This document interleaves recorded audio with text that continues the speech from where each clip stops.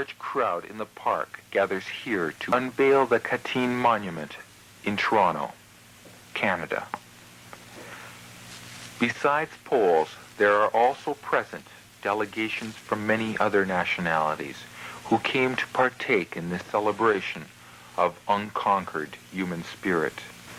Tyranny, lies, and opportunism may enslave generations, but will never erase the human desire for truth and justice.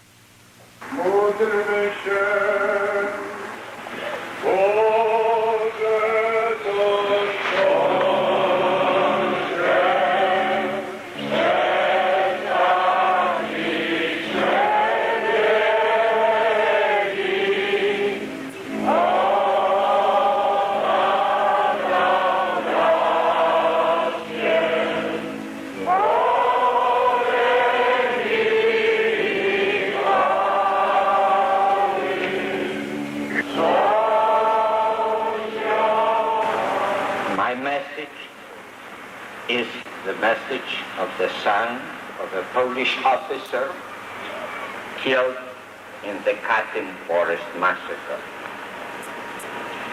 Speaking for the families of the victims, I wish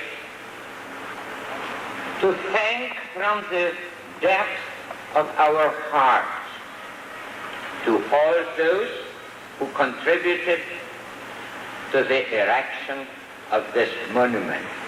We, the relatives of the victims, thank Mr. Władysław Gertler, Chairman of the Council of World Polonia and President of the Polish-Canadian Congress, Mr. Lucian Conrad, Chairman of the Katyn Monument Committee, and all members of the committee and all those who supported this noble work by their contributions. Our special thanks are addressed to the Honorable William Davis, the Premier of the Province of Ontario, Mr. John Sewell, the Mayor of the City of Toronto, to all members of the City Council of Toronto, in the names of the tens of thousands of the relatives of the victims of the Katyn Forest Massacre here, standing in front of the monument dedicated to their memory, I'm making a solemn pledge. We shall never cease to demand that justice be done. We demand that the whole truth about the execution of Polish officers in the Soviet Union be revealed, that those responsible for the crime be punished, that damages be paid, and Christian military cemeteries be built at every place of execution, with a guarantee of a free access to the members of the families, to the Polish clergy, and the Polish Veterans Association. It is in vain that the Soviet government tries to conceal the truth and in a cowardly way to escape their responsibilities. The Soviet hypocrisy will not work. The way towards reconciliation and peace, towards detente and cooperation, is not the way of insincere denials of one's responsibility. I say to the Soviet rulers from this place, there will be no peace, no detente, and no cooperation as long as you choose the road of hypocrisy and cowardice about the Katyn massacre.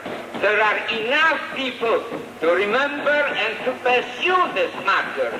It will haunt you until you recognize that no earthly power, no empire, however powerful, can rely on murder and life.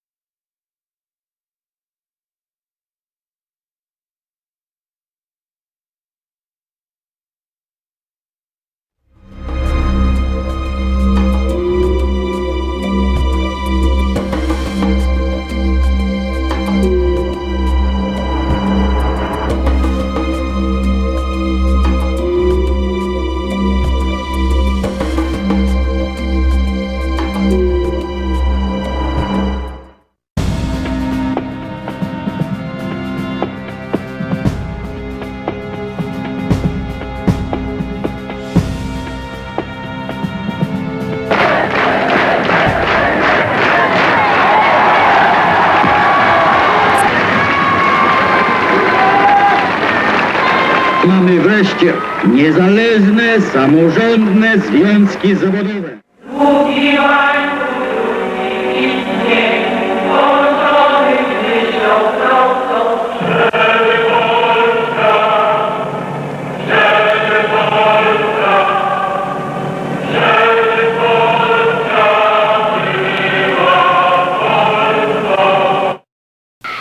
After 45 years of Soviet domination and as many years of heroic, silent struggle of the Polish people against the communist regime imposed by Stalin's Russia in 1989, in the wake of Solidarity, bloodless revolution, Poland regained its freedom. Polska żyje!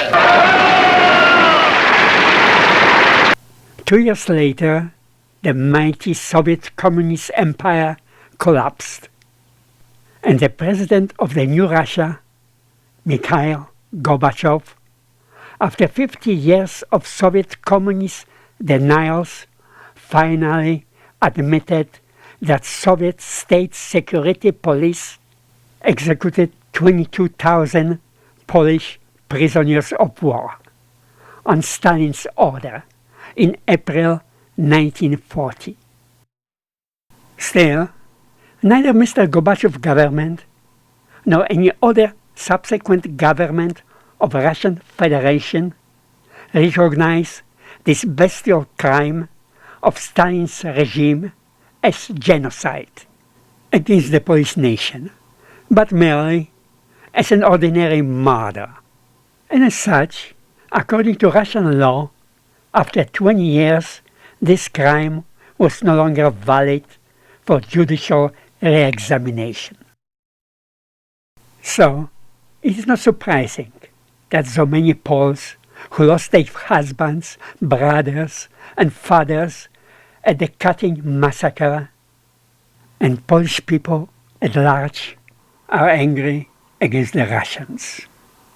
And every year, gathering in large numbers at the Katyn monuments in Poland, the place of these terrible executions in Katyn, Russia, and in several other countries of the world, are, to this day, 70 years after the horrendous crime, still keep calling for justice.